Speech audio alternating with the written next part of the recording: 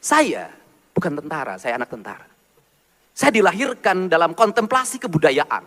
Saya lahir di kampung. Melakukan pengembaraan spiritualitas lewat perjalanan sejak lahir sampai hari ini. Tidak lepas dari cerita tentang masa lalu dan cerita tentang masa depan. Kita ini memiliki keterikatan dengan apa? Saya menyebut adalah dengan leluhur.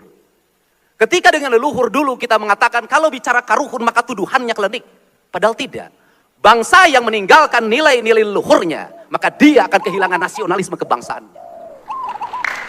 Bicara tentang karuhun bukan klinik, tapi bicara tentang kakek nenek kita, tentang buyut kita, tentang jangawareng kita, tentang udeg-udeg dan kaisiwur kita, yang hari ini dalam tren genetika dan kehidupan anak-anak kita hari ini.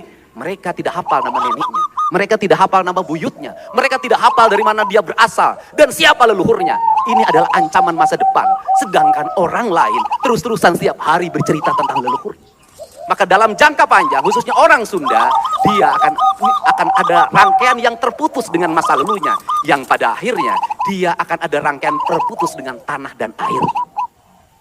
Hal itu ditandai dengan semakin bergesernya kepemilikan hak atas tanah.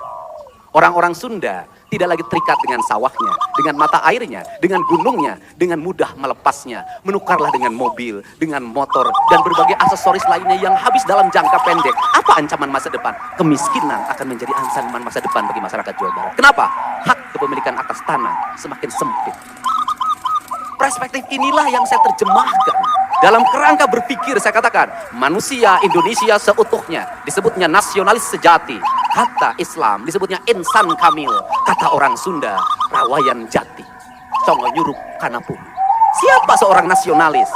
Mereka yang dirinya bersenyawa dengan tanahnya, bersenyawa dengan airnya, bersenyawa dengan mataharinya, bersenyawa dengan udaranya. Ketika terjadi persenyawaan, saya belajar dari Kopassus bahwa orang prajurit yang bersenyawa dengan tanah dan air dan udara dan mataharinya, ketika di hutan dia seperti hutan, ketika di air dia seperti air, ketika di laut dia seperti laut. Maka dia orang yang tidak bisa dideteksi oleh musuhnya, dia bersenyawa seluruh semestanya, dan itulah spirit prajurit Kopassus tersejati.